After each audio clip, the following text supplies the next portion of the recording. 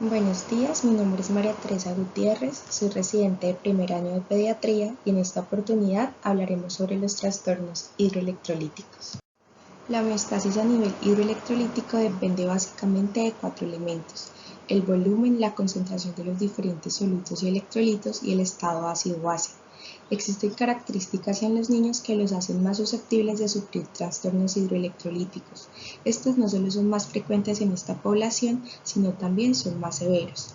Estas características diferenciales incluyen la distribución diferente de los compartimentos corporales, la función renal en proceso de maduración y la producción de calor que es proporcionalmente mayor. Esas circunstancias hacen al paciente pediátrico menos hábil para corregir los estados anormales que se pueden presentar por diferentes patologías. Los electrolitos son iones producto de la disociación de un compuesto químico. Tienen diferentes funciones, entre ellas funciones metabólicas, también juegan un papel relevante en el balance de líquidos y del estado ácido-base. Van a existir iones con carga positiva llamados cationes y con carga negativa llamados aniones. Igualmente existen iones fuertes, los cuales son capaces de disociarse al 100% en una reacción que es irreversible, y los iones débiles, los cuales no se disocian completamente y hacen parte de una reacción reversible. El peso corporal total se puede dividir en una fracción que es el agua corporal total y otra fracción que corresponde a sólidos como proteínas, minerales y grasa. El agua corporal total se divide en dos compartimentos, el intracelular y el extracelular. El intracelular corresponde al 40% del peso corporal total. Por otro lado, el extracelular corresponde únicamente al 20% del peso corporal total. A su vez, se va a dividir en tres compartimentos.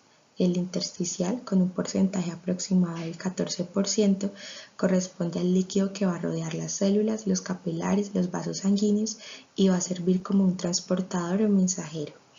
En segundo lugar, el espacio plasmático o intravascular con un 6% y por último el transcelular con un 2%. Está compuesto por los fluidos que han alcanzado una localización específica. Entonces aquí tenemos las secreciones del páncreas, las secreciones hepáticas del tracto biliar, las glándulas sudoríparas, el líquido cefalorraquídeo y el humor vítreo. El agua corporal total y el líquido extracelular disminuyen con la edad. Esto se debe a que a medida que se crece hay un aumento de los sólidos corporales y variaciones en la grasa corporal y en el tejido magro. Es importante mencionar que la grasa de los tejidos adiposos solo contiene un 10% de agua, mientras que el 73% del tejido magro es agua. En la tabla se puede observar el cambio que ocurre a medida que el niño crece. Observamos cómo disminuye el agua corporal total y el líquido extracelular, y por otro lado el líquido intracelular va a ser constante en todos los grupos de edad. Igualmente, en la gráfica podemos evidenciar el comportamiento de los líquidos corporales en las diferentes edades. La madurez se alcanza aproximadamente a los 3 años. A esta edad se adquiere la distribución promedio de un adulto. En la tabla podemos observar la composición de los electrolitos en los diferentes compartimentos. La composición de los electrolitos del espacio extracelular se puede determinar de forma más precisa, ya que el plasma está disponible para el análisis. Contrario sucede con la determinación en el espacio intracelular. La columna de la izquierda representa los cationes y la de la derecha los aniones. Según la ley de electroneutralidad debe conservarse, es decir que ambas columnas siempre deben tener la misma altura. El sodio es el principal catión extracelular con una concentración de 135 a 45 mil equivalentes por litro, en contra del potasio con solo 3.5 a 5 mil equivalentes por litro. El potasio es el catión intracelular por excelencia, con una concentración a nivel intracelular de 135 a 150 mil equivalentes por litro, en contraposición con el sodio, que a nivel intracelular únicamente tiene una concentración de 2 a 10 mil equivalentes por litro. La composición del líquido intersticial es similar a la del plasma, excepto por la concentración de calcio, que tiene aproximadamente la mitad de la concentración, y también es diferente por la ausencia de proteínas. El patrón de los electrolitos en el plasma de los niños se asemeja bastante al de los adultos, aunque se van a encontrar algunas diferencias cuantitativas, siendo más importante la diferencia a nivel de los aniones. El bicarbonato arterial plasmático de los lactantes es menor que en el adulto, Esta disminución está contrarrestada por un aumento en la concentración de cloro y un pequeño incremento en los aniones no medibles. Las partículas que están restringidas a un solo compartimento van a determinar el volumen de cada compartimento. El sodio, el cloro y el bicarbonato determinan el volumen del espacio extracelular. Por otro lado, el potasio va a determinar en gran parte el volumen del espacio intracelular. El agua cruza las membranas celulares hasta que la osmolaridad sea igual a ambos lados de la membrana.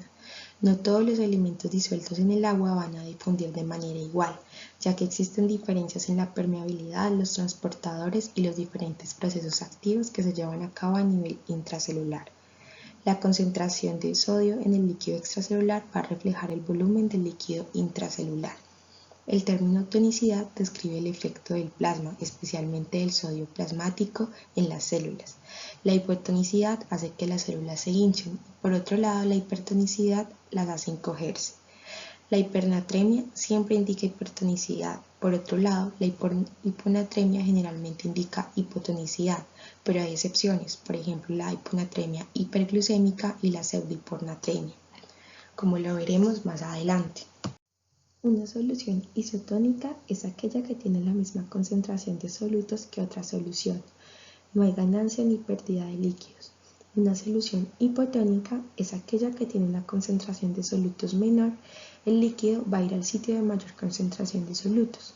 Y por último, una solución hipertónica es la que tiene una mayor concentración de solutos e igualmente los líquidos van al sitio de mayor concentración. Los solutos dentro de los compartimentos corporales se mueven a través de membranas. Estas membranas los separan en diferentes formas. Las membranas son semipermeables, o sea que permiten solo el paso de ciertos solutos. El movimiento de líquidos es un proceso dinámico. Van a existir diferentes mecanismos por medio de los cuales se va a producir este movimiento de líquidos y de solutos. La difusión es el flujo de los solutos en todas las direcciones. Se van a mover de un área de mayor concentración a un área de menor concentración. Esta va a depender de la permeabilidad de la membrana, de la carga eléctrica de las partículas y del gradiente de presión que rodea la membrana.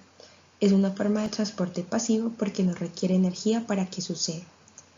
En segundo lugar tenemos el transporte activo. Es un tipo de difusión que precisa un gasto energético para desplazar las partículas en contra de su gradiente de concentración.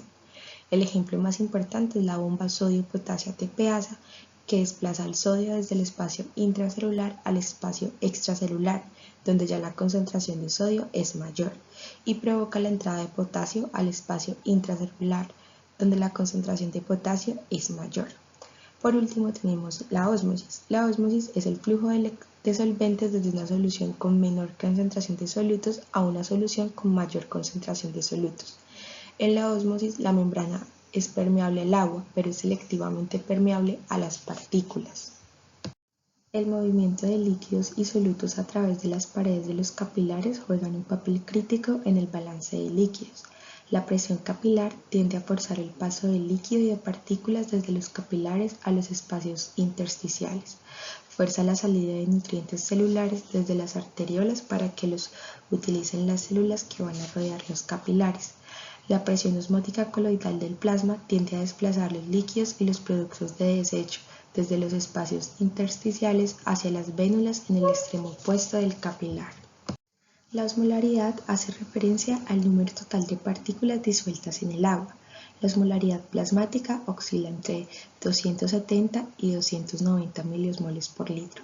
Por otro lado, la tonicidad es igual a la fracción de la osmolaridad producida por los solutos efectivos. Los solutos efectivos son partículas que determinan el volumen en un compartimento, debido a que están restringidas únicamente a uno de los compartimentos. El principal osmol efectivo es el sodio en el espacio extracelular. Entonces se tiene que la hiperosmolaridad es diferente a la hipertonicidad, sin embargo la hiposmolaridad siempre es igual a la hipotonicidad. La hiponatremia generalmente indica hipotonicidad, pero van a haber excepciones, como por ejemplo la hiponatremia hiperglucémica y la pseudohiponatremia, como ya lo vimos previamente. Por otro lado, la hipernatremia siempre es igual a hipertonicidad. La osmolaridad total es igual a la osmolaridad efectiva más la osmolaridad no efectiva. La osmolaridad efectiva está determinada por 2 veces el sodio más la glucosa sobre 18. Por otro lado, la osmolaridad no efectiva está determinada por el BUN sobre 2.8 más el etanol sobre 4.6. Esto no afectará la distribución hídrica a nivel de los diferentes compartimentos. El balance hídrico depende de la función renal, del sistema renina-angiotensina-aldosterona, de la hormona antidiurética, del péptido natriurético atrial, de los osmorreceptores y de los vasoreceptores. El manejo del agua está relacionado con la tasa de filtración glomerular y la función tubular, procesos que maduran con la edad. La tasa de filtración del recién nacido a término es del 25% del adulto. La madurez se va a alcanzar alrededor de los 2 años. La habilidad para concentrar la orina en los niños es menor que la de los adultos. La madurez se alcanza a los 6 a 12 meses. La máxima capacidad de concentración de un recién nacido es de 700 milismoles por kilo, en comparación con la del adulto que es alrededor de 1200 milismoles por kilo. La rata de excreción varía con la edad. Los lactantes excretan orina en un mayor volumen que los adultos, dado su alto consumo metabólico. Si hay un deterioro en la autorregulación, se produce un descenso de la tasa de filtración. Cuanto mayor sea el descenso, más graves y más extensos serán los trastornos hidroelectrolíticos. Bueno, en la gráfica vamos a ver que los círculos rojos representan el transporte activo primario, los círculos blancos representan el transporte mediado por el cotransportador, es decir, un transporte activo secundario, y los cilindros van a representar los canales iónicos. En el túbulo contorneado proximal, el sodio ingresa a la célula a través de un intercambiador de sodio-hidrogeniones y una serie de cotransportadores. En el túbulo contorneado distal, el sodio ingresa a la célula a través del cotransportador de sodio-cloruro, sensible a la tiazida. En las células principales del conducto colector cortical, el sodio entra a través del canal epitelial de sodio. En todos los casos, el sodio se extrae de las células a través de la bomba sodio-potasio ATPasa a nivel de la membrana vasolateral. El sodio se reabsorbe en el yeyuno, se filtra en un 99% en los riñones. Se tiene que en el túbulo contorneado proximal se reabsorbe alrededor del 60 al 70%. Por otro lado, en el asa de Henle se reabsorbe alrededor del 20%. En el túbulo distal y en el túbulo colector se reabsorbe alrededor del 10%. En la imagen vemos que las cifras que están por fuera de la nefrona representan el porcentaje aproximado de la carga filtrada que es reabsorbida en cada región. Las cifras dentro de la nefrona van a representar los porcentajes restantes. La mayor parte del sodio filtrado se va a reabsorber en el túbulo proximal y en el asa de Henle. El control diario normal de la excreción de sodio se ejerce en la nefrona distal.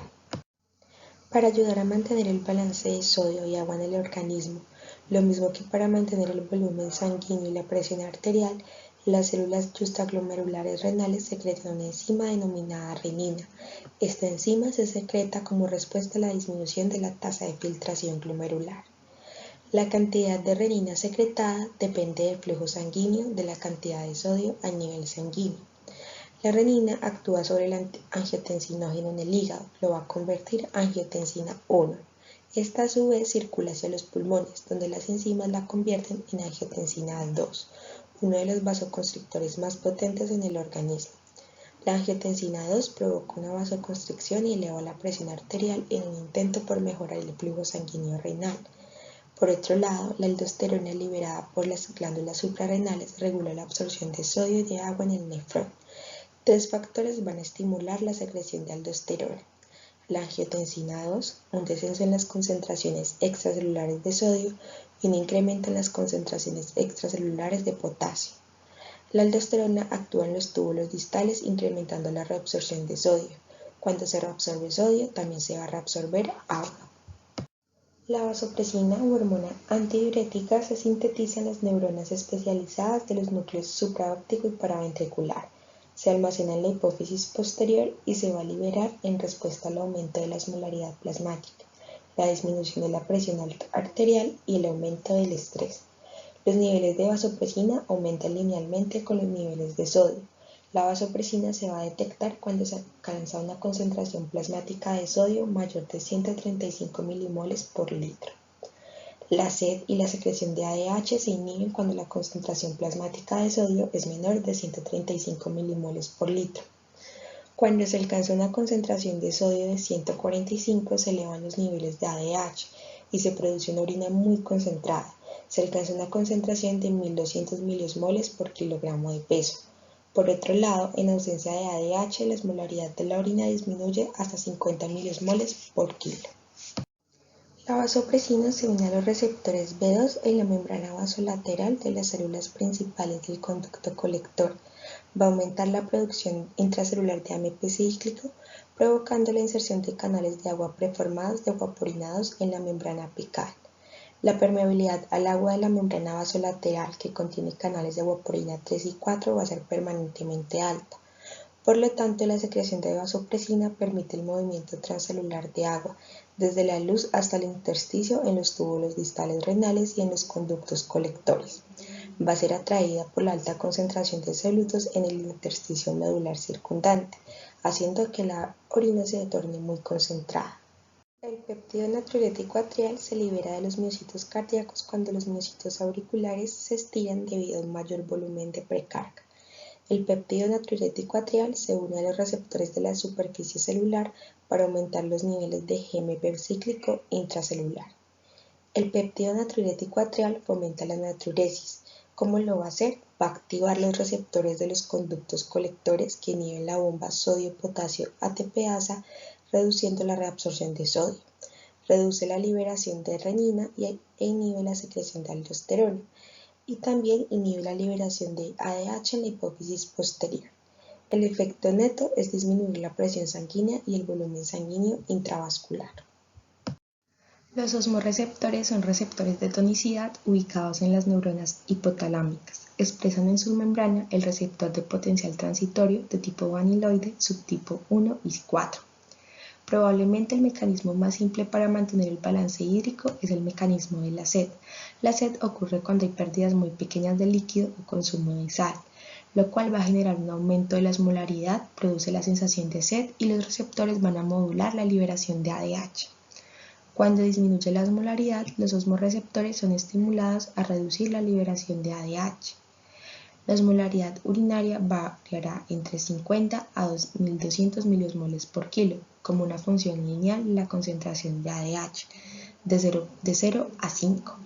Un aumento en la osmolaridad plasmática y en la concentración de sodio del 1%, es decir, 2 miliosmoles por kilo o 1 equivalente por litro respectivamente, aumentan el nivel de ADH a 1 picogramo por mililitro. Además, los vasoreceptores también juegan un papel muy importante en el mantenimiento continuo del volumen del espacio extracelular. Lo va a hacer a través de osmorreceptores y la estimulación de hormonas renales. Los vasoreceptores son sensores que corresponden a la presión o al estiramiento. Los vasoreceptores renales incluyen el seno carotídeo, el arco aórtico y auricular. Al disminuir la presión arterial por disminución del volumen circulante, los vasoreceptores carotídeo y aórtico transmiten señales a través de los nervios glosofaringeo o vago.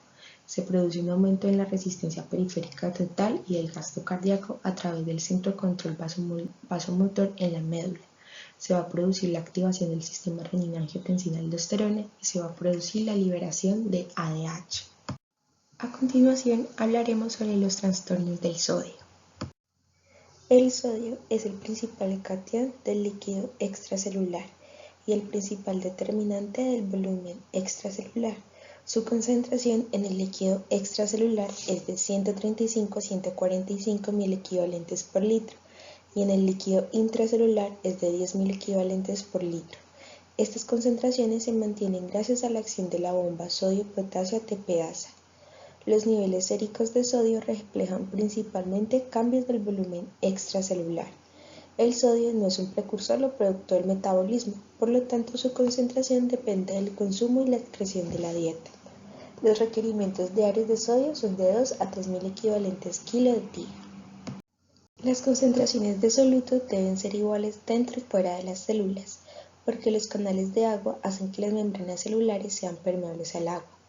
La bomba sodio-potasio ATPasa saca funcionalmente el sodio de las células, intercambiándolo por potasio por medio del transporte activo. Aunque el sodio es en gran parte extracelular y el potasio intracelular, se puede considerar que los fluidos corporales se encuentran en un solo recipiente que contiene sodio, potasio y agua. porque los gradientes osmóticos se eliminan rápidamente por el movimiento de agua a través de las membranas celulares. Se entiende que una concentración de sodio en el agua plasmática debe ser igual a la concentración de sodio más potasio en el agua corporal total. Esta relación teórica ya fue validada empíricamente por Edelman, quien utilizó isótopos para medir cationes corporales intercambiables y agua. Es importante mencionar que no todo el sodio intercambiable está libre en una solución. Una cantidad sustancial de sodio se une a grandes macromoléculas polianiónicas, llamadas proteoglicanos, que constituyen una sustancia fundamental del hueso, tejido conectivo y del cartílago. La concentración plasmática de sodio se determina por la proporción del contenido de sodio y potasio en el cuerpo sobre el agua corporal total. Esta concentración se ve alterada por los saldos externos netos de sodio, potasio y agua, es decir, la diferencia entre la ingesta y la excreción. Y también se ve alterada por el intercambio interno entre el sodio que está libre en solución y el sodio que está unido a los proteoglicanos polianiónicos en los huesos, cartílago y piel. En los humanos, la hiponatremia crónica está asociada con osteoporosis y fracturas. La concentración de sodio del cartílago es casi el doble que la del plasma. La fuerza osmótica creada por la alta concentración del sodio mantiene el contenido de agua en el tejido, lo que permite soportar altas presiones. Y finalmente, los proteoglicanos en la piel sirven como depósitos de sodio. La concentración plasmática de sodio está determinada por la concentración de sodio y potasio en el agua corporal total, y en la concentración plasmática de sodio influye la tonicidad de la dieta, los líquidos intravenosos, gastrointestinales, el sudor y también la tonicidad de la orina. La concentración de electrolitos en la orina, es decir, la concentración de sodio y potasio urinario y no de la osmolaridad, determina el efecto de la orina en la concentración de sodio plasmático. En la orina hipotónica se tiene que la concentración de electrolitos en orina es menor que la concentración plasmática. La orina hipotónica está compuesta en parte por agua libre de electrolitos, lo que va a producir un aumento del sodio plasmático. Por otro lado, en la orina hipertónica la concentración de electrolitos en orina es mayor que la concentración de electrolitos en plasma. Su efecto neto será la disminución del sodio plasmático. Y por último, en la orina isosmolar o hiperesmolar, que contiene principalmente urea, se producirá una hipernatremia, a menos que haya un reemplazo del agua libre que se ha perdido. La excreción urinaria de sodio es relativamente independiente de los niveles de sodio en el plasma. Esta responde al volumen intravascular, aumentando con la expansión de volumen y disminuyendo con la disminución de volumen. La medición de los niveles de sodio en orina puede ayudar a distinguir entre el síndrome de secreción inadecuada de ADH y la hiponatremia hipovolémica. En el síndrome de secreción inadecuada de ADH se tiene un sodio urinario alto. Por otro lado, en la hiponatremia hipovolémica el sodio urinario es normal o puede estar bajo. El sodio cruza fácilmente las membranas capilares sistémicas a través de las hendiduras entre las células endoteliales. En consecuencia, en la mayoría de los tejidos, las concentraciones de sodio en el plasma y en el tejido intersticial son casi idénticas, con una pequeña diferencia creada por la albúmina intravascular. Sin embargo, los capilares cerebrales tienen unas características que son muy especiales. Las uniones endoteliales son estrechas y están recubiertas por procesos astrocíticos. Los procesos astrocíticos tienen canales de porporina 4, lo que los hace permeables al agua, pero no al sodio. Entonces se tiene que el sodio no puede atravesar libremente la barrera hematoencefálica. Cuando existe una concentración anormal de sodio en el plasma, hace que el agua ingrese o salga del tejido cerebral, pero no sucederá lo mismo con el sodio. El sodio disminuye si la cantidad de agua ingerida o infundida excede la capacidad de los riñones para excretar agua libre. Por otro lado, el sodio aumenta si se ingiere o infunde grandes cantidades de sal concentrada o si hay grandes pérdidas no reemplazadas de agua libre de electrolitos. La pérdida o ganancia de aproximadamente 3 ml de agua por kilo de peso cambiará la concentración de sodio en plasma en aproximadamente 1 milimol por litro. En ausencia de pérdida urinaria de agua, 1 mililitro de solución salina al 3%. Por kilogramo de peso aumentará la concentración de sodio en plasma en aproximadamente 1 milimol por litro. Los trastornos de la concentración plasmática del sodio exponen a las células a un estrés hipotónico o hipertónico. La hipotonicidad extrema rompe las membranas celulares por edema. Por otro lado, la hipertonicidad extrema daña el citoesqueleto, provoca roturas en el DNA y conduce a la apoptosis. Con el tiempo, las células protegen su volumen y su supervivencia ajustando el contenido de los solutos intracelulares. Existen unos elementos conocidos como osmolitos orgánicos, los cuales son pequeñas moléculas intracelulares cuyas concentraciones pueden variar sin perturbar las funciones celulares. Por ejemplo, tenemos el glutamato, la taurina y el mioinositol. Vamos a tener que la hipotonicidad promueve la liberación de osmolitos de las células y los transportadores de acumulación de osmolitos están regulados a la baja. Con la hipertonicidad, los reguladores de acumulación de osmolitos están regulados positivamente. Estas adaptaciones permiten a las células mantener concentraciones de soluto intracelular que son iguales a la osmolaridad del plasma hipotónico o hipertónico, con pocos cambios en el volumen celular. Los cambios adaptativos en los osmolitos cerebrales permiten la supervivencia, pero también pueden contribuir a los síntomas en un momento dado. Aunque las alteraciones osmóticas afectan a todas las células, las manifestaciones clínicas de hiponatremia e hipernatremia son principalmente neurológicas, y los cambios rápidos en las concentraciones plasmáticas de sodio en cualquier dirección pueden causar lesiones cerebrales graves, permanentes y a veces letales. Tanto un inicio rápido como una corrección rápida de la hiponatremia e hipernatremia pueden causar daño cerebral. La hipotonicidad genera transferencia de osmolitos cerebrales de célula a célula a los astrocitos adyacentes. De esta forma, las neuronas mantienen su volumen y los astrocitos se hematizan. 24 a 48 horas después, los astrocitos pierden los osmolitos y restauran su volumen. La recuperación de los osmolitos cerebrales perdidos puede llevar una semana o más tiempo. Un aumento rápido en el nivel de sodio en el plasma, ya sea por hipernatremia aguda o por corrección rápida de la hiponatremia crónica, puede causar desmineralización osmótica. El encogimiento repentino del cerebro causa hemorragia intracraneal. Por lo tanto, la corrección rápida de la hiponatremia es un estrés hipertónico en los astrocitos que ya están agotados de osmolitos, desencadenando apoptosis, disrupción de la barrera hematoencefálica y eventualmente desmineralización cerebral. El espectro clínico va a ser muy amplio. Se pueden presentar desde convulsiones, anormalidades en el comportamiento, trastornos del movimiento, discapacidad permanente o recuperación funcional completa e incluso se puede presentar la muerte. Para hablar de las alteraciones del sodio es muy importante conocer la concentración de sodio en las principales soluciones. El plasma tiene una concentración de sodio de 140.000 equivalentes por litro. Por otro lado, la solución salina normal al 0.9% de 154.000 equivalentes, el lactato de 130.000 equivalentes por litro y la dextrosa no tiene sodio. La hipernatremia se define como un nivel de sodio plasmático mayor de 145 a 150.000 equivalentes por litro.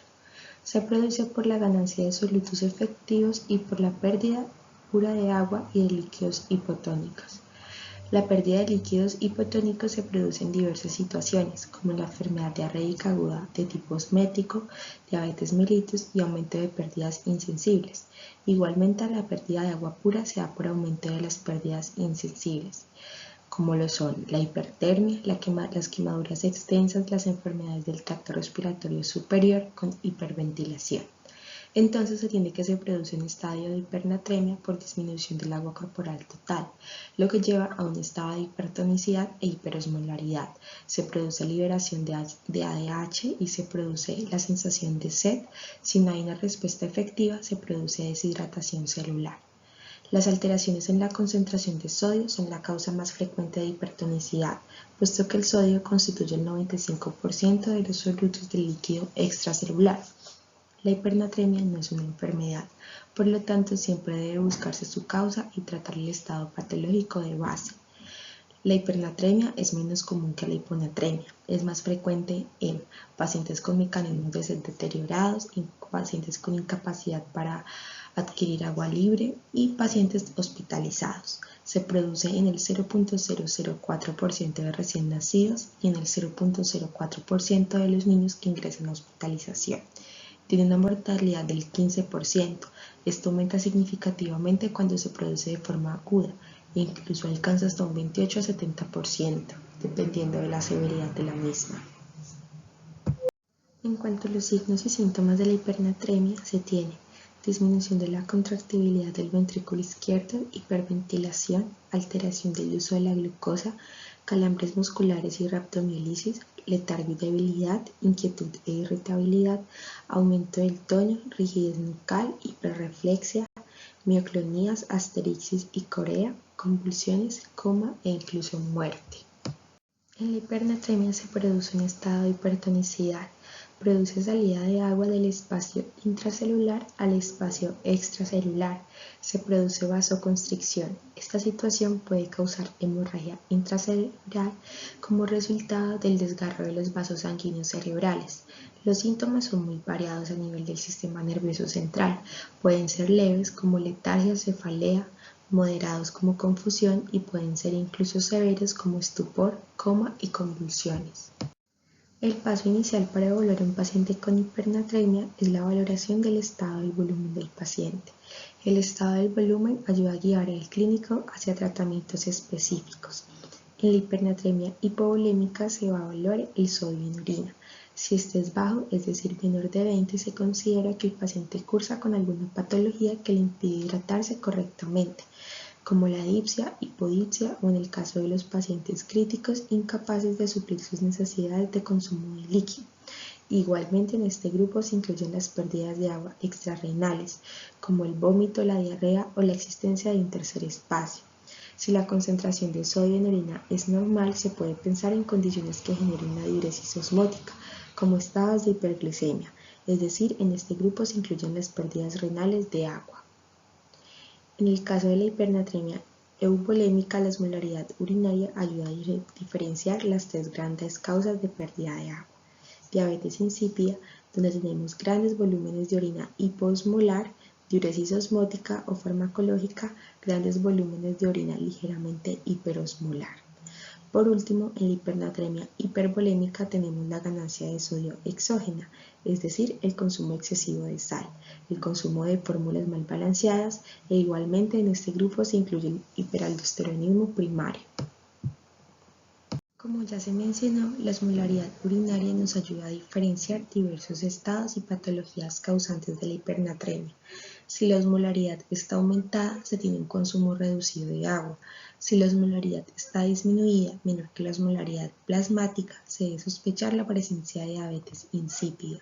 Y si tenemos un punto medio, una osmolaridad urinaria menor de 700 miliosmoles por litro, pero mayor que la osmolaridad plasmática, se debe considerar diversas patologías que generen diuresis osmótica, adicionalmente la insuficiencia renal y el consumo de diuréticos de asa.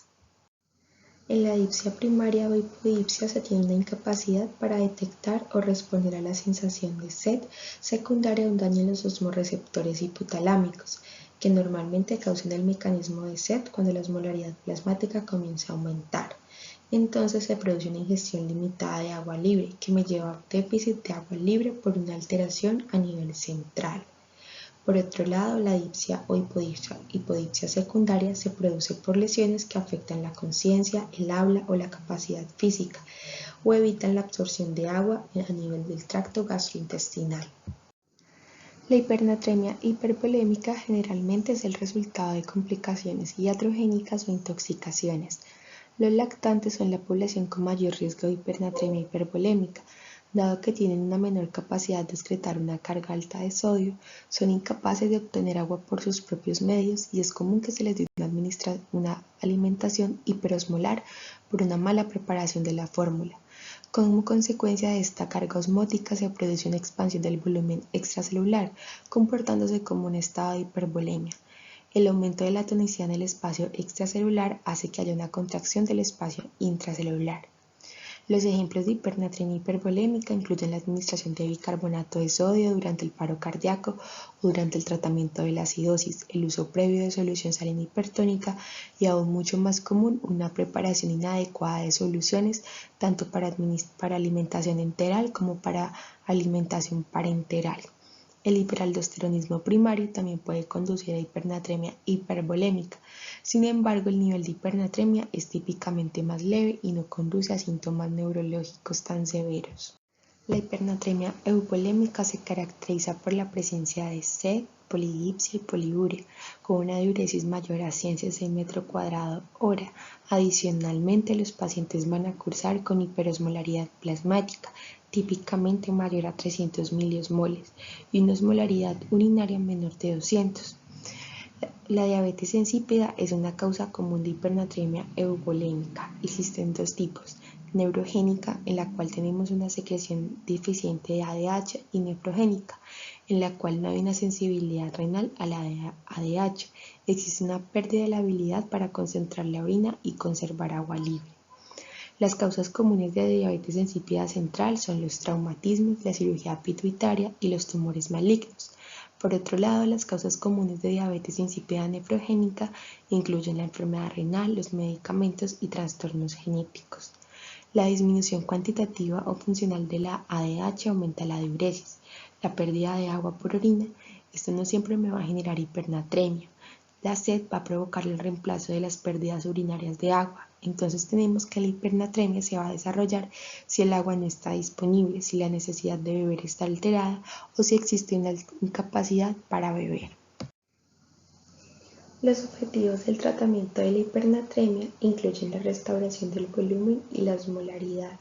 Adicionalmente, se busca lograr un sodio plasmático entre 145 y 150 mil equivalentes por litro.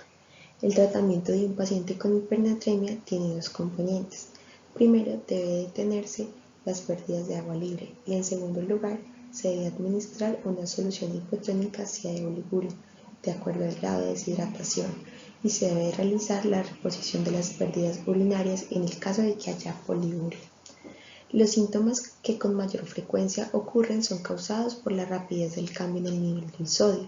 Por lo tanto, la corrección del trastorno hidroelectrolítico debe ocurrir durante el mismo periodo de tiempo en el que se desarrolló el trastorno.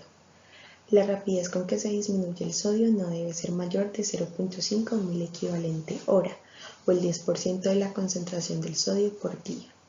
Igualmente, es muy importante realizar una monitorización estrecha de los electrolitos más o menos cada 4 horas. En general, para los pacientes inestables, no se debe disminuir más de 8 a 15 mil equivalentes por litro en 8 horas.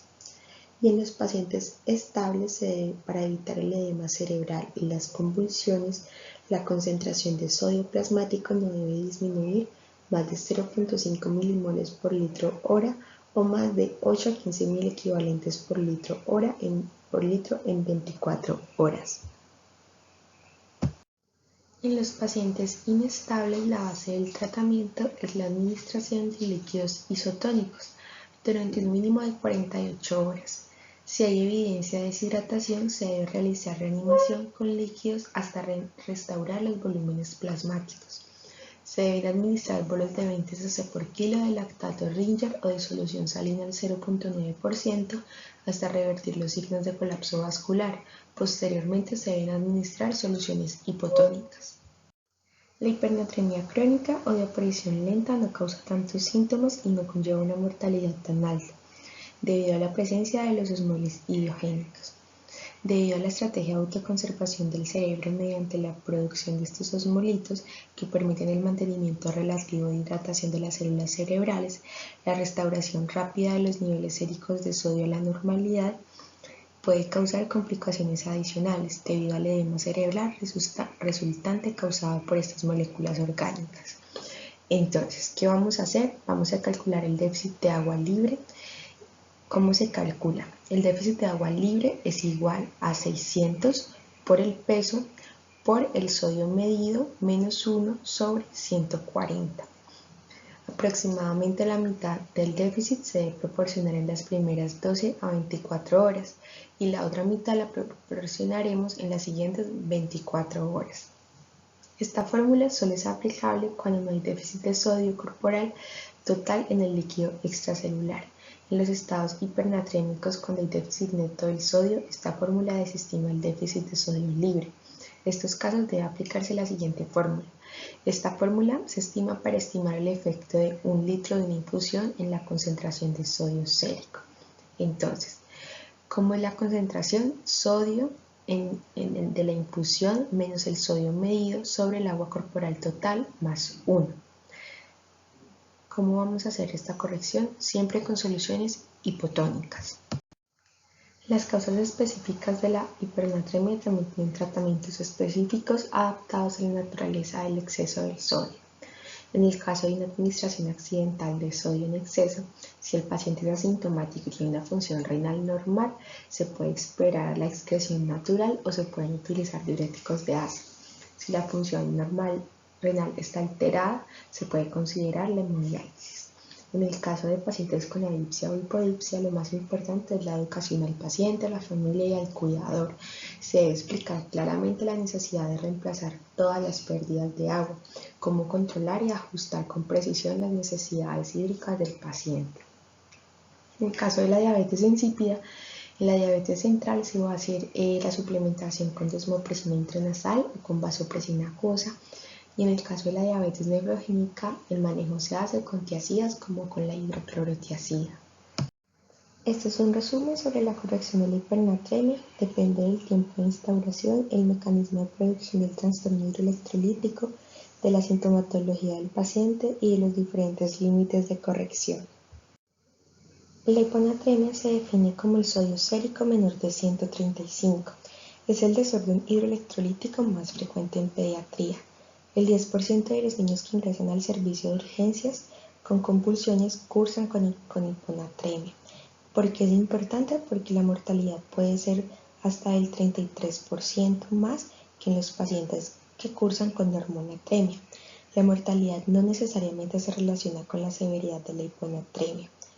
La hiponatremia nos indica que hay una pérdida en la relación del balance de agua-sodio con un predominio del agua e implica una expansión del volumen intracelular.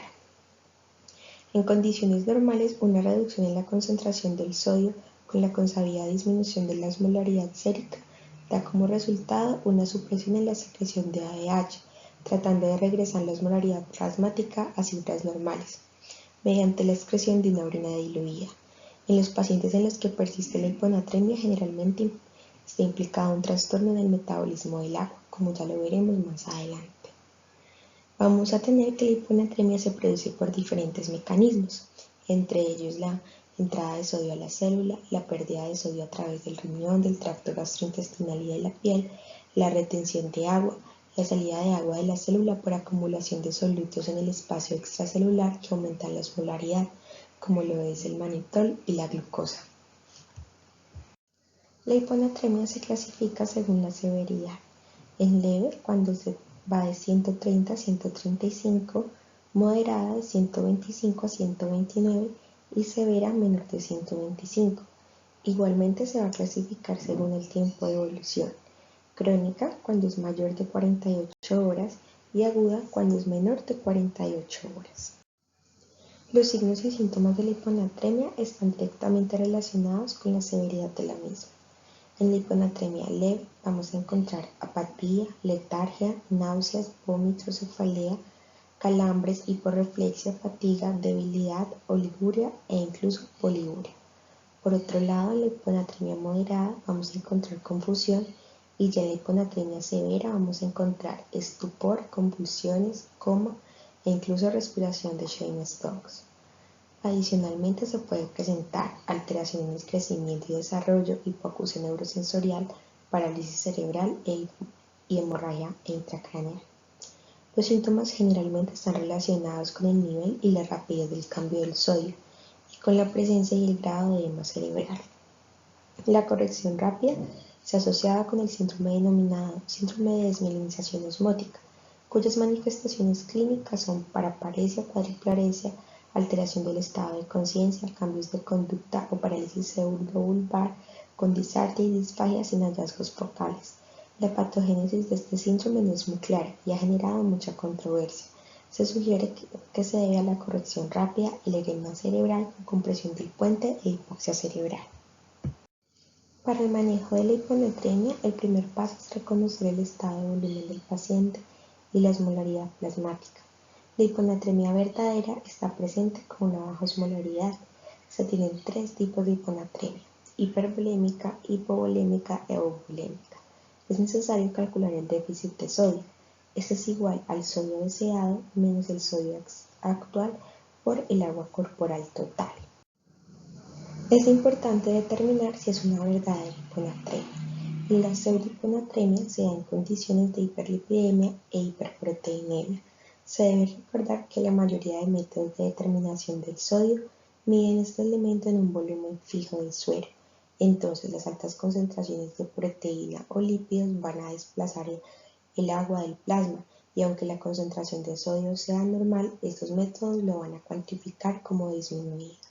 Este error se puede evitar si simultáneamente medimos la osmolaridad sérica o mediante la utilización de instrumentos que midan la actividad del sodio, como lo son los electrodos iónicos selectivos.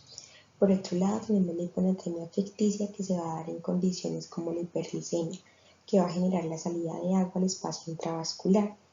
Tenemos que el sodio disminuye 1.6 miliequivalentes por cada 100 miligramos de glucosa por encima del valor normal. Entonces, siempre que nos veamos en un estado de hiperglicemia, se debe calcular el sodio corregido.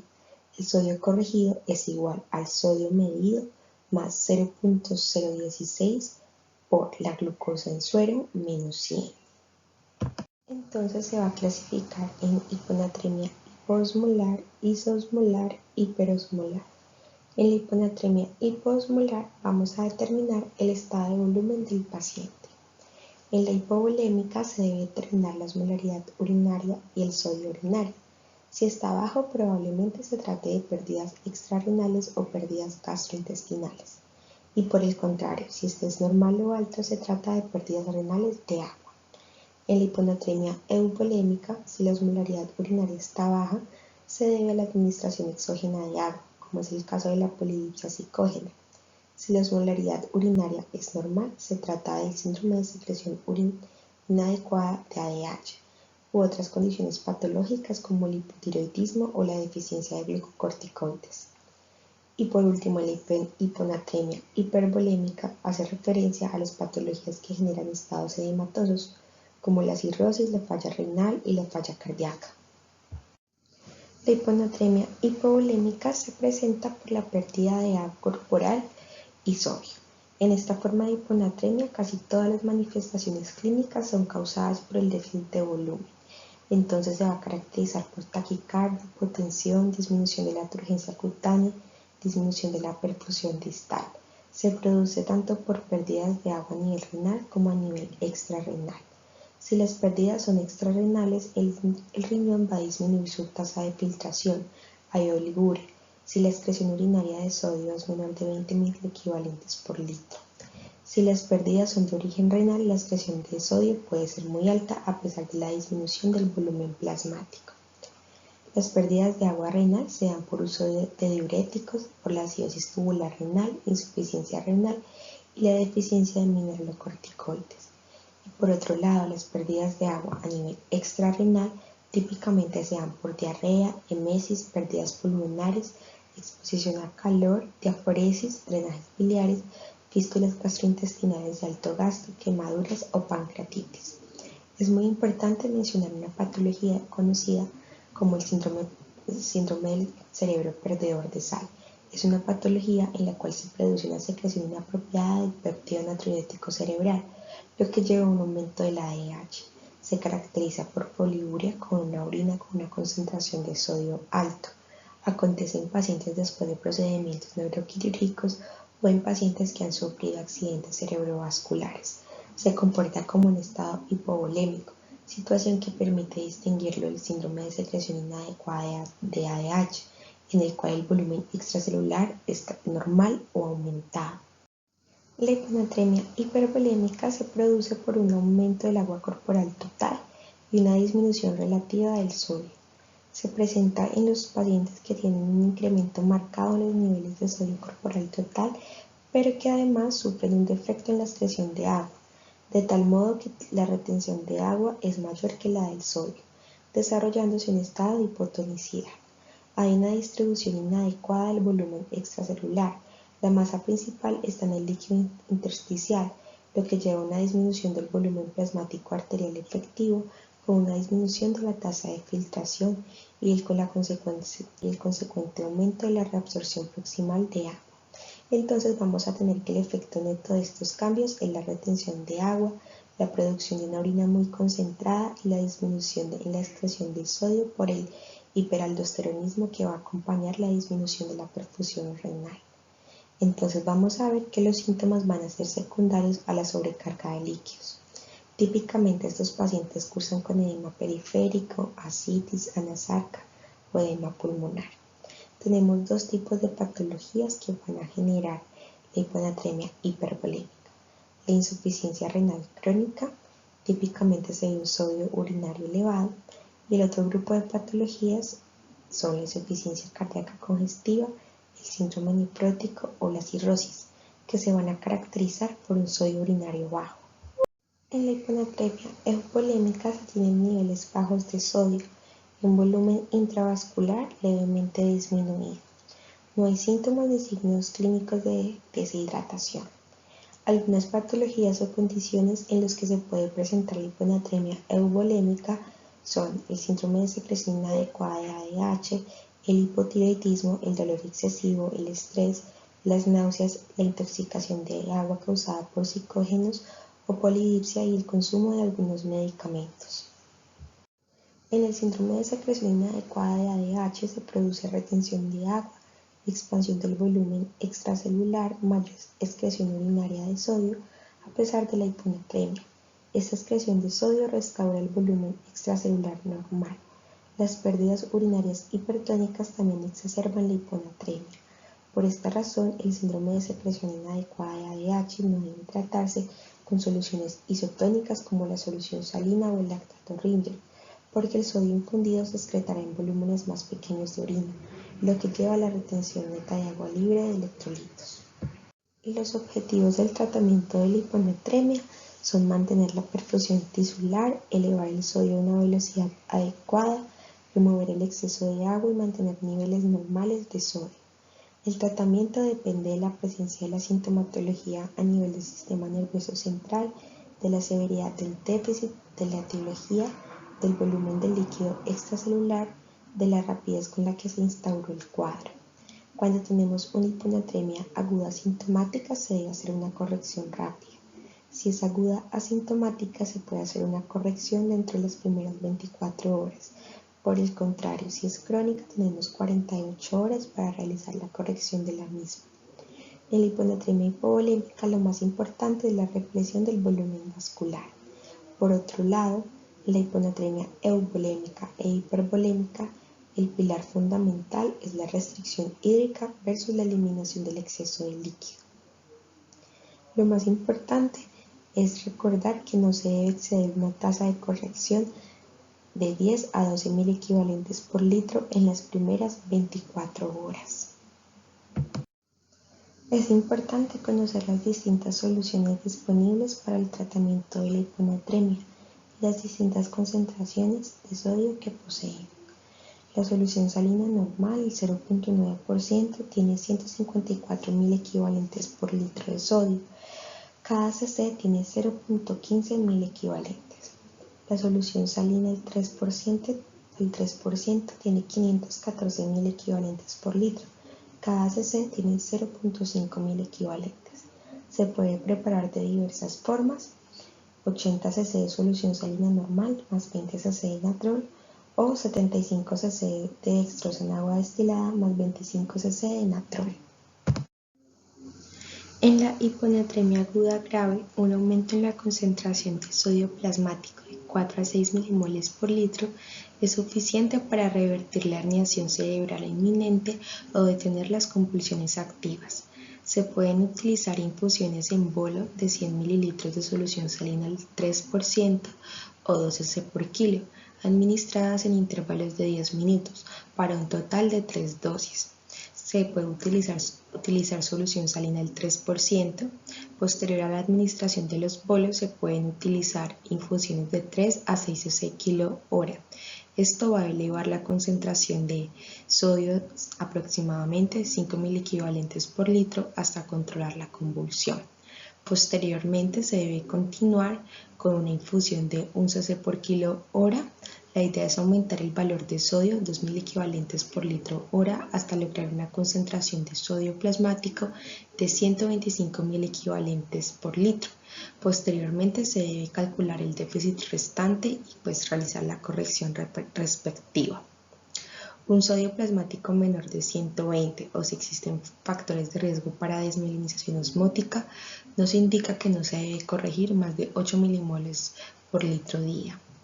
Las intervenciones agresivas están indicadas cuando la concentración de sodio en el plasma ha disminuido o aumentado rápidamente o cuando una concentración en plasma normal está causando síntomas graves. La terapia debe guiarse por el monitoreo frecuente de la concentración plasmática de sodio y no simplemente por el resultado de las fórmulas. Los síntomas más leves de la hiponatremia aguda deben tratarse únicamente con solución salina al 3% para evitar un empeoramiento de la hiponatremia debido a una absorción retardada de agua ingerida o a la excreción de una orina hipertónica. La hiponatremia suele ser una afección crónica y debe asumirse que es crónica cuando la duración real no esté clara. Para reducir los síntomas y mejorar los resultados potenciales de la hiponatremia crónica debe corregirse gradualmente. Independiente de cómo se trate la hiponatremia crónica, la sobrecorrección inadvertida, comúnmente causada por la excreción de orina diluida, es común y puede llegar a ser muy peligrosa. No es necesario aumentar la concentración de sodio en plasma en más de 4 a 6 milimoles por litro día. Existen varios métodos para la corrección de la hiponatremia crónica. El primero de ellos es la restricción de líquidos. También se pueden utilizar las tabletas de sal, las infusiones lentas de solución salina al 3% a 1 cc/hora, la utilización de diuréticos e incluso la utilización de antagonistas de la vasopresina. Lo más importante es lograr el tratamiento de la causa subyacente. En la hiponatremia hipovolémica se debe aumentar la concentración sérica de sodio en 0.5 mil equivalentes por litro hora o en 8 a 10 mil equivalentes por litro día. Un bolo de solución salina al 0.9% a 20 cc por kilo me va a aumentar la concentración de sodio plasmático en 5.000 equivalentes por litro. ¿Qué vamos a hacer? Vamos a calcular el déficit de sodio.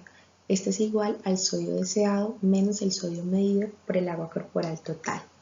El 50% lo vamos a administrar en las primeras 8 horas y el otro 50% restante en las siguientes 16 horas.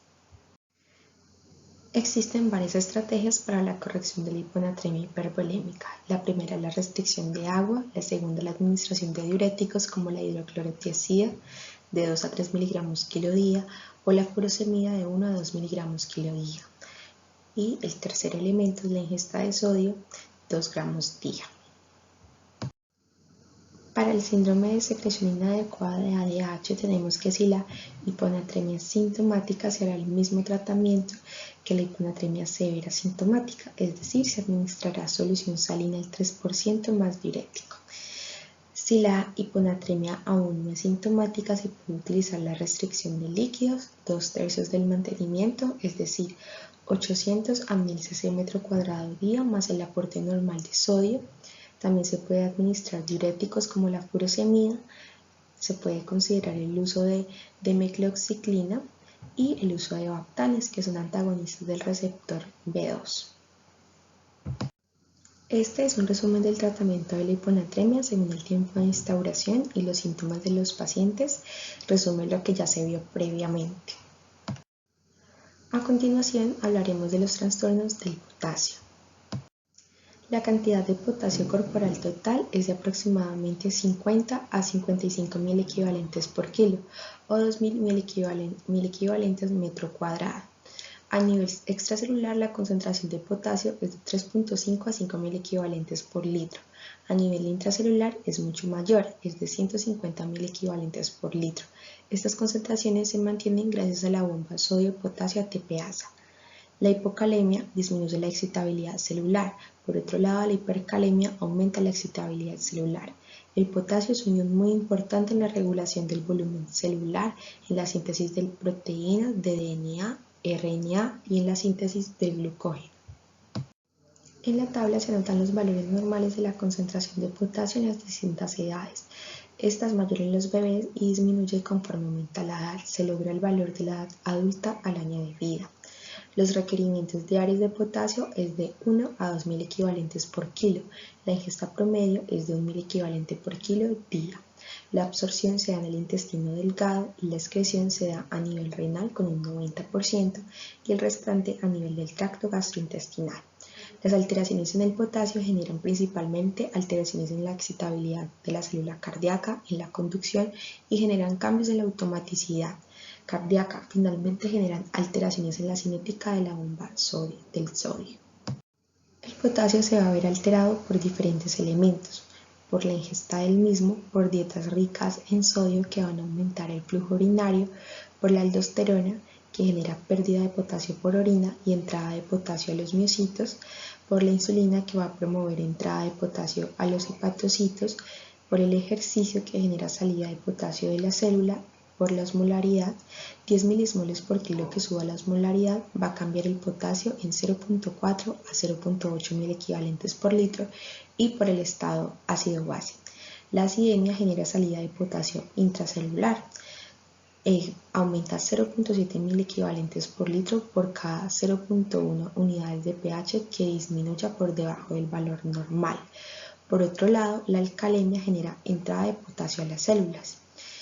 Disminuye el potasio 0.2 a 0.4 mil equivalentes por litro por cada 0.1 unidades que aumente el pH. La hipocalemia hace referencia a una concentración de potasio por debajo de 3.5 mil equivalentes por litro. Se puede dar por pseudohipercalemia cuando se tiene una concentración de leucocitos mayor de 50.000 por condiciones de redistribución, como la utilización de medicamentos que producen la entrada de potasio al interior de las células, como el uso de insulina y beta-2 agonistas, por pérdidas extrarrenales como el vómito, la diarrea, las fístulas, el uso de laxantes, también por pérdidas renales como se dan en el hiperaldosteronismo, la nefritis, el uso de diuréticos y por disminución de la ingesta. La hipocalemia crónica, que ocurre con pérdida de potasio durante semanas a meses, generalmente por estados como el hiperaldosteronismo, nefritis o terapia con diuréticos. Generalmente el organismo alcanza a producir mecanismos compensatorios que permiten mantener las condiciones electrofisiológicas y generalmente no producen signos ni síntomas relevantes para el paciente. Este esquema resume las causas de la hipocalemia. Entonces vamos a tener que se van a producir por diferentes mecanismos, como disminución de la ingesta del potasio, redistribución de la concentración de potasio inducida no por medicamentos, pérdidas aumentadas de potasio, pérdidas renales por aumento del flujo urinario o aumento de la actividad mineralocorticoide, pérdidas extrarrenales como las pérdidas gastrointestinales. Estas pérdidas pueden ser o no inducidas por medicamentos. La hipocalemia genera diferentes signos y síntomas. Puede generar síntomas a nivel cardíaco, neuromuscular, renal, endocrino, metabólico y hemodinámico.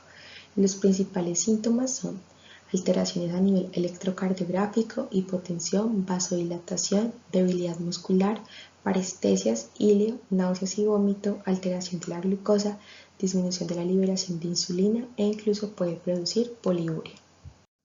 Las principales alteraciones de la hipocalemia en el electrocardiograma son a nivel del segmento ST, de la onda T y de la onda U. Los cambios de la hipocalemia en el electro varían según la gravedad de la misma, aunque no tienen una relación directa con los valores de potasio plasmáticos. La hipocalemia leve no suele producir cambios significativos en el electrocardiograma. La hipocalemia moderada genera descenso del ST, ondas T aplanadas y ondas U prominentes. Por otro lado, la hipocalemia severa genera descenso del ST, ondas T negativas y ondas U prominentes. El objetivo del tratamiento de la hipocalemia es determinar la necesidad del reemplazo del potasio e identificar y tratar la causa subyacente. Se debe realizar un monitoreo electrocardiográfico en niños sintomáticos y en aquellos niños en quienes existe preocupación por la presencia de una arritmia cardíaca. El manejo endovenoso se hace con solución salina sin solución de dextrosa para la terapia inicial, ya que la administración de dextrosa va a estimular la liberación de insulina y, como lo veremos más adelante, la liberación de insulina produce la entrada de potasio al interior de la célula, empeorando aún más la hipocalemia. Se utiliza terapia con diuréticos ahorradores de potasio para pacientes con enfermedades renales crónicas. El tratamiento de la hipocalemia puede ser parenteral o oral. Se prefiere endovenoso cuando existen alteraciones en el electrocardiograma, alteraciones respiratorias o deterioro del sistema nervioso central. Si se realiza una corrección endovenosa, el paciente requiere un monitoreo electrocardiográfico continuo y control estricto de electrolitos. El objetivo es administrar 0.5 a 0.8 milequivalentes por kilo hora. Si se tiene una vía central, se puede administrar una solución con una concentración de 60 a 80 milequivalentes por litro. De lo contrario, con una vía periférica, como máximo se puede administrar una solución con una concentración de 40 milequivalentes por litro. Para la preparación de esta solución se utiliza solución salina y catrol. Por otro lado, la reposición oral se realiza con gluconato de potasio. Se administra de 2 a 6 milequivalentes por kilo día en 4 dosis. Es importante recordar que un cc de gluconato elixir contiene 1.33 milequivalentes de potasio. La hipercalemia hace referencia a una concentración de potasio mayor de 5.5 milequivalentes. Sin embargo, como lo vimos anteriormente, existen valores normales según la edad. Según la concentración de potasio sérico, la hipercalemia se puede clasificar en leve, moderada o severa. Leve de 5.5 a 6, moderada de 6 a 6.5 y severa mayor de 6.5 o cuando existen cambios severos en el electrocardiograma. La hipercalemia se puede producir por diversas condiciones. Estas se pueden dividir en 4 grupos: por aumento en las entradas de potasio, movimiento transcelular de potasio, excreción renal anormal de potasio y la pseudohipercalemia. El aumento de la ingesta de potasio se da por administración de altas cargas de potasio en fluidos intravenosos o medicamentos, transfusiones masivas de sangre almacenada. El movimiento transcelular de potasio se da por daño estructural, como es el caso de hemólisis, rhabdomiólisis, lisis tumoral, y en condiciones sin daño celular estructural, como lo es la acidosis metabólica y la cetoacidosis diabética. Adicionalmente, se puede producir por disminución del volumen circulante efectivo y por la disminución de la actividad del sistema renina-angiotensina-aldosterona. La excreción renal anormal de potasio se da por insuficiencia renal significativa con pérdida aguda o crónica de la tasa de filtración glomerular y por deterioro de la secreción tubular de potasio, como es el caso de la nefropatía por reflujo, uropatía obstructiva, nefropatía trepanocítica y la acidosis tubular renal tipo 4. Y por último tenemos la pseudohipercalemia, que se da en el contexto de muestras hemolizadas o en el caso que el paciente presente leucocitosis o trombocitosis. En la hipercalemia hay disminución de la excitabilidad del músculo cardíaco, hay parálisis flácida, parestesias, tetania, insuficiencia de los músculos respiratorios y a nivel endocrino hay aumento de la liberación de insulina. Es muy importante reconocer las alteraciones a nivel electrocardiográfico. Típicamente desaparece la onda P y tenemos una onda R prolongada. En la hipercalemia leve tenemos ondas T picudas, simétricas y estrechas, como es la primera imagen a la izquierda. La imagen de la mitad evidencia una hipercalemia moderada, con aplanamiento de la onda P, prolongación del intervalo PR, QRS ancho y ondas T picudas. Y por último tenemos la hipercalemia severa, con ausencia de la onda P, QRS ancho con una morfología sinusoidal. Los objetivos del tratamiento de la hipercalemia es llevar el potasio al interior de la célula, remover el exceso de potasio corporal, antagonizar el efecto del potasio en la membrana celular y diluir el espacio extracelular. Dependiendo de la severidad, es necesario realizar una corrección inmediata para detener la progresión por el riesgo de paro cardíaco. El tratamiento se va a elegir según la severidad de la hipercalemia. En la hipercalemia leve vamos a suspender el potasio y los medicamentos que podrían estar generando la hipercalemia. Es necesario corregir la hipovolemia, la acidosis o las condiciones subyacentes que podrían generar el trastorno hidroelectrolítico.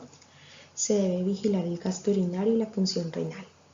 En la hipercalemia moderada se pueden utilizar diuréticos como la furosemida 1 mg por kilo.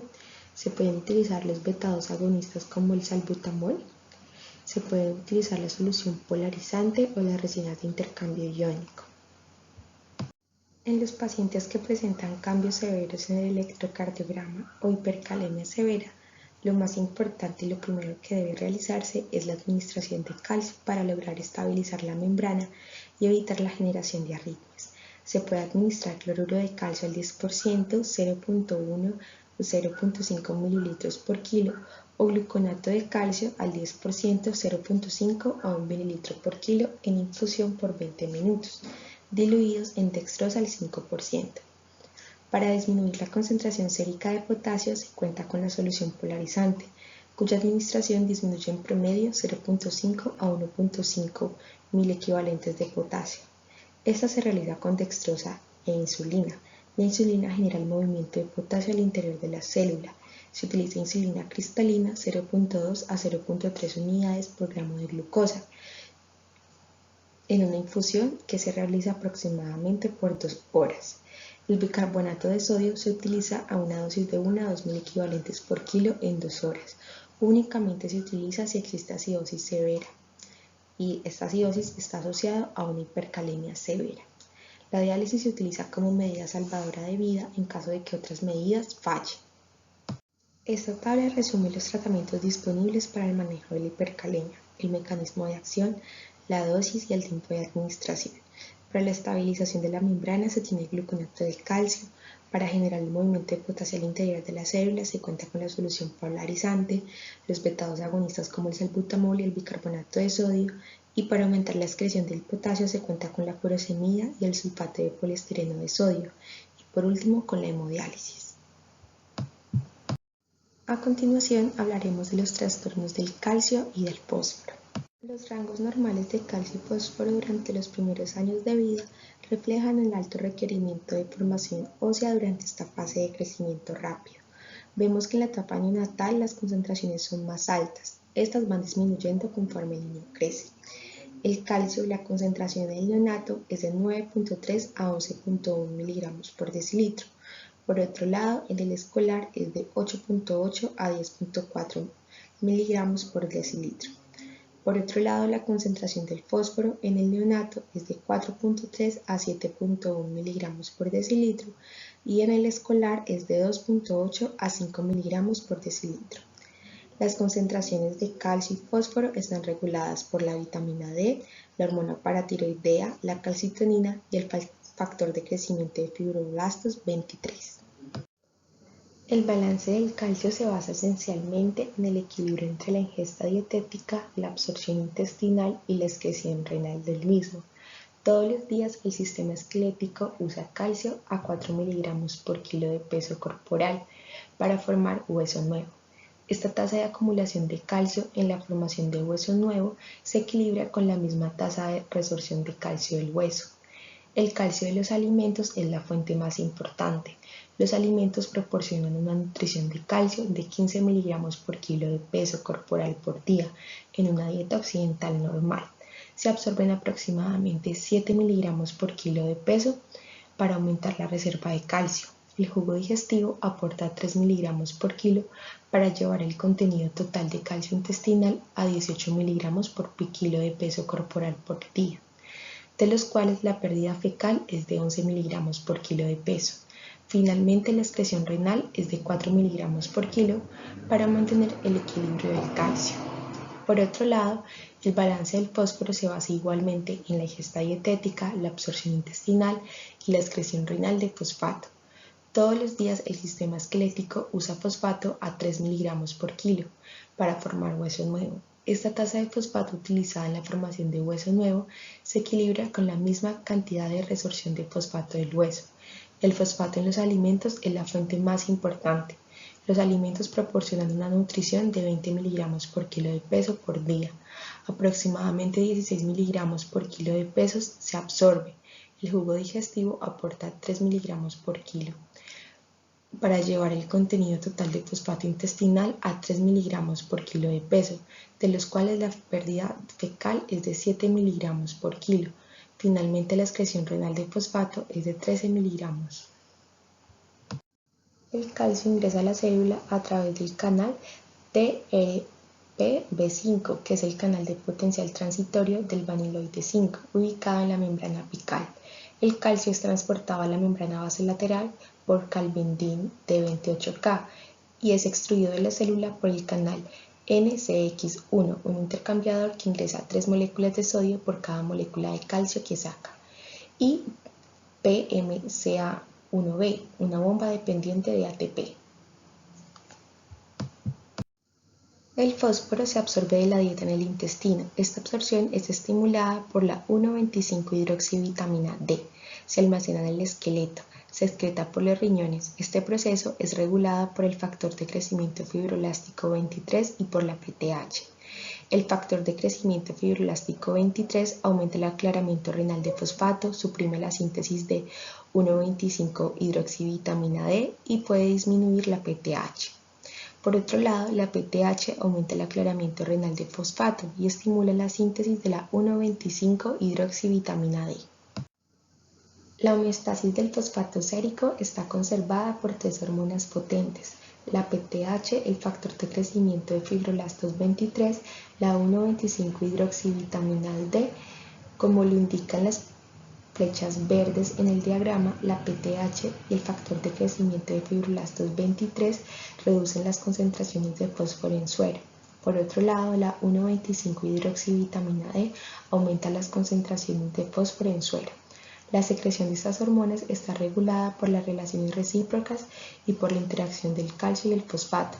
Específicamente, la producción de los riñones de 1,25-hidroxivitamina D es estimulada por el fósforo bajo y la PTH, y es inhibida por los niveles de factor de crecimiento de fibroblastos 23. En la glándula paratiroides, el fósforo alto estimula la producción de PTH, lo que aumenta la fosfaturia. La activación metabólica de la vitamina D al calcitriol genera un aumento en las concentraciones séricas del calcio y fosfato, secundario a un aumento en la absorción intestinal, aumento de la resorción ósea y disminución de la excreción renal, tanto del calcio como del fósforo. Estos esquemas nos muestran el efecto de la PTH sobre el metabolismo del calcio y el fosfato.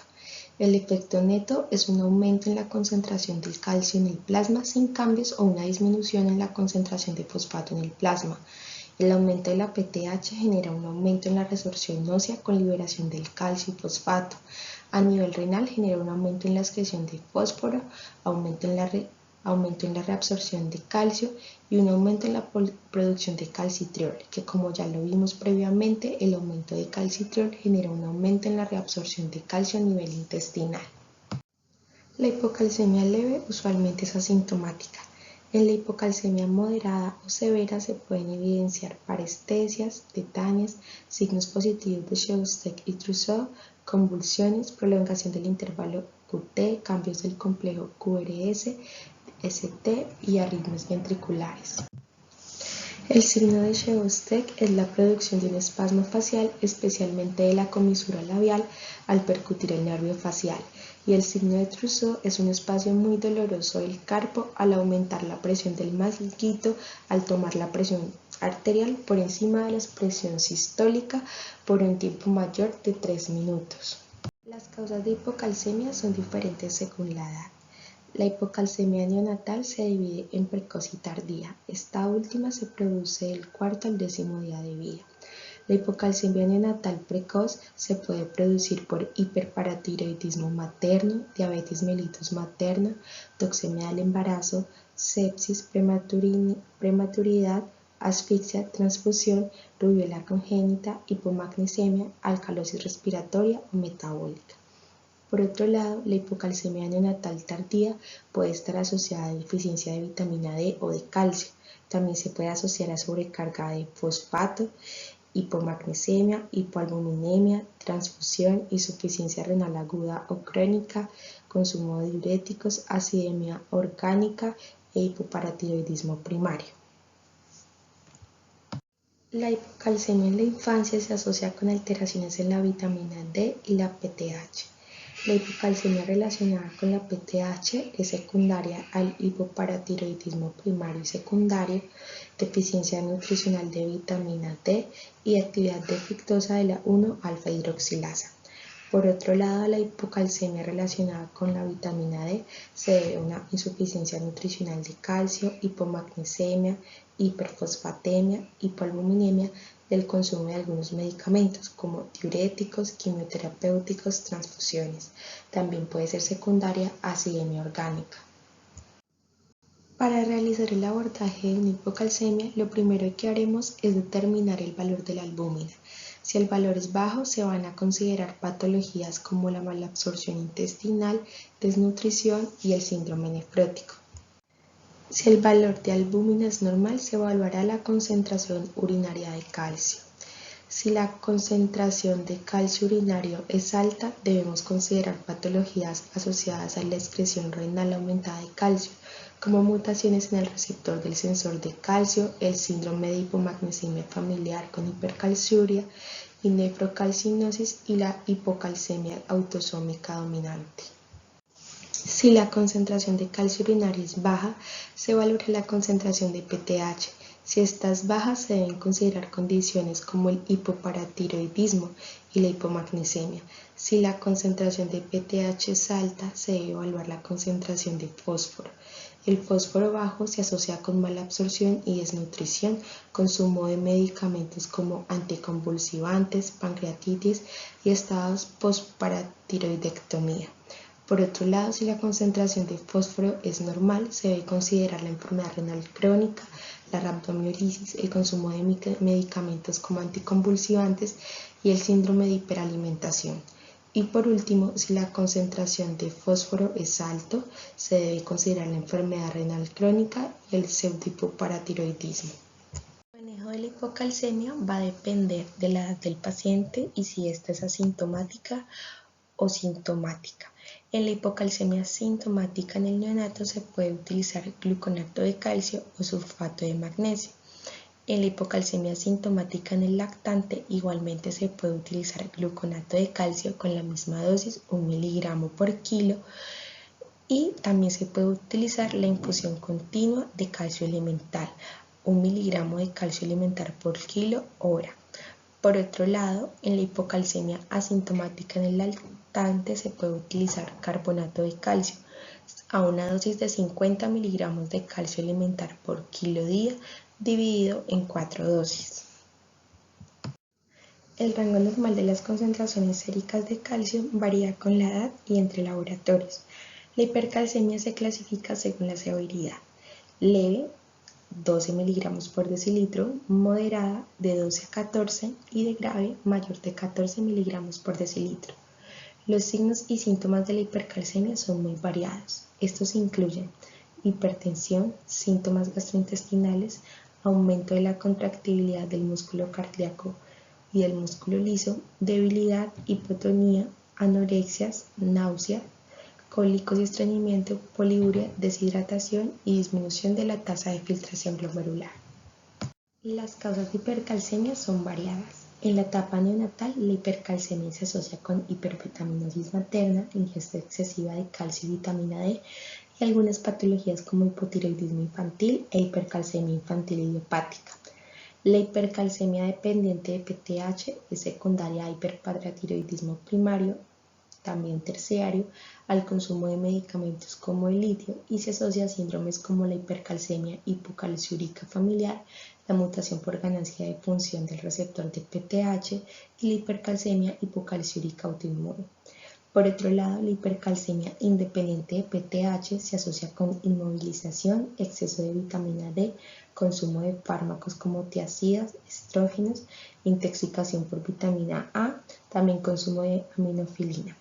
Adicionalmente se asocia con insuficiencia renal, tirotoxicosis e insuficiencia suprarrenal. Lo primero que haremos al enfrentarnos a una hipercalcemia es valorar la concentración sérica de PTH. Se dividirán en dos grupos, PTH normal o alta y PTH baja. Si se tiene un valor de PTH normal o alta, se debe evaluar la excreción de calcio a nivel renal. Si este es alto se debe considerar el hiperparatiroidismo primario o terciario y la administración de medicamentos como el litio.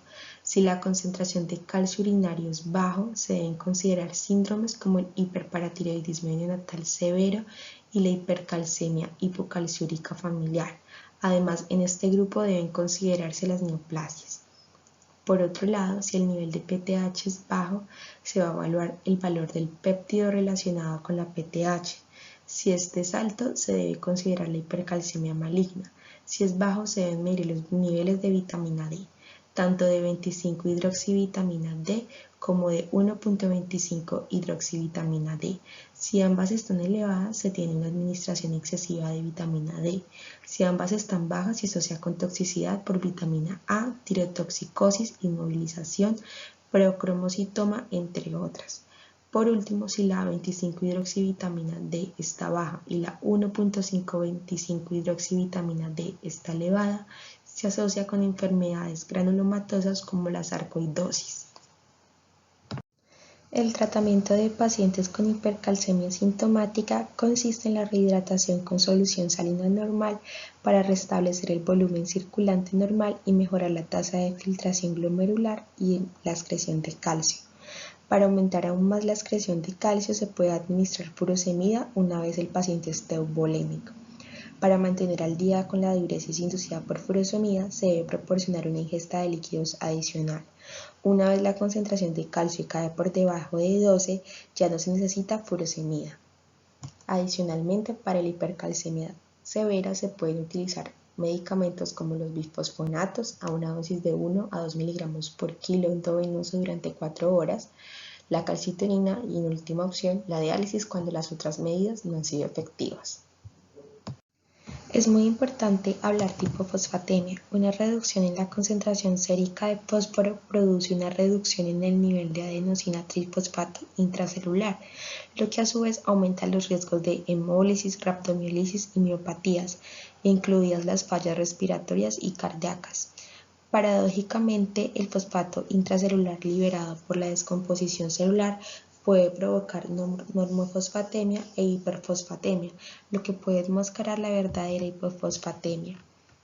La hipofosfatemia se va a clasificar en leve cuando va de 1.5 a 3.5, la cual puede ser asintomática, y en severa cuando es menor de 1.5.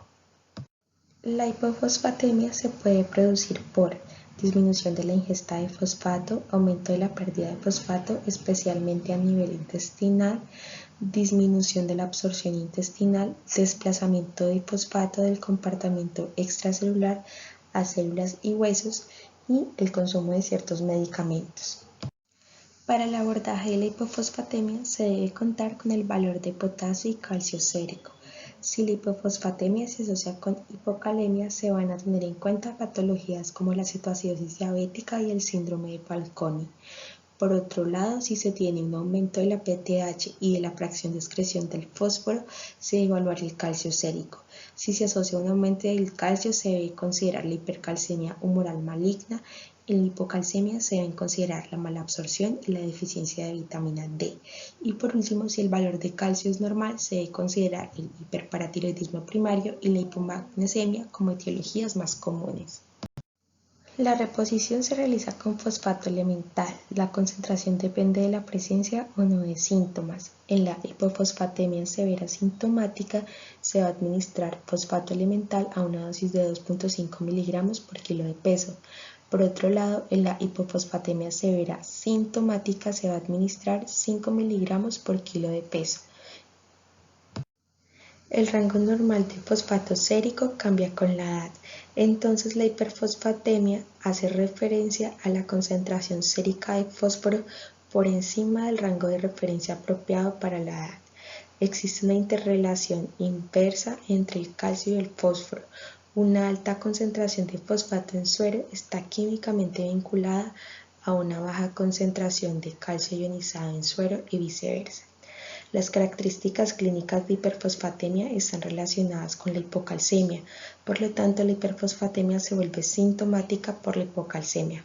Se puede presentar parestesias, tetania, convulsiones, prolongación del intervalo QT, cambios en el complejo QRS y ST, además de arritmias ventriculares. La hiperfosfatemia se puede producir por una alteración en la excreción renal de fósforo, un aumento en la entrada o un desplazamiento al espacio extracelular del fósforo. Entonces, la alteración en la excreción del fósforo se puede producir por insuficiencia renal e hipertiroidismo. El aumento en las entradas de fosfato se puede producir por ingesta de sales de fosfato como laxantes y enemas, consumo de anfotericina B, fosfopenitoína, fosfato parenteral. Adicionalmente, se puede producir por la intoxicación de vitamina D. También el aumento en las entradas se puede producir por transfusión de sangre, quemaduras con fósforo blanco, lesión por aplastamiento o rhabdomiólisis, terapia citotóxica que genere lisis tumoral, hemólisis, hipertermia maligna, estados catabólicos, acidosis láctica y hepatitis fulminante. También se puede producir el desplazamiento transcelular de fosfato, como cetoacidosis diabética, acidosis metabólica y respiratoria. Una vez se tiene un paciente con hiperfosfatemia, se debe evaluar la concentración sérica de calcio. Si la concentración de calcio está aumentada, se debe considerar la presencia de un estado de tirotoxicosis o de toxicidad por vitamina D. Si el calcio está disminuido, se debe evaluar el nivel de potasio. Si está aumentado, se deben considerar patologías como la enfermedad renal crónica, rhabdomiólisis o transfusión sanguínea. Por otro lado, si el nivel de calcio es normal, es necesario evaluar la PTH. Una PTH elevada puede presentarse en la enfermedad renal crónica, el pseudohipoparatiroidismo. La PTH baja se puede presentar en el hipoparatiroidismo verdadero y la PTH normal en la calcinosis tumoral o la hiperestosis con hiperfosfatemia. El tratamiento de la hiperfosfatemia se basa en la ingesta adecuada de líquidos para promover la diuresis, la restricción de la ingesta de fosfato, la adición de aglutinantes de fosfato y lo más importante es el tratamiento específico para la enfermedad subyacente. Muchas gracias por su atención.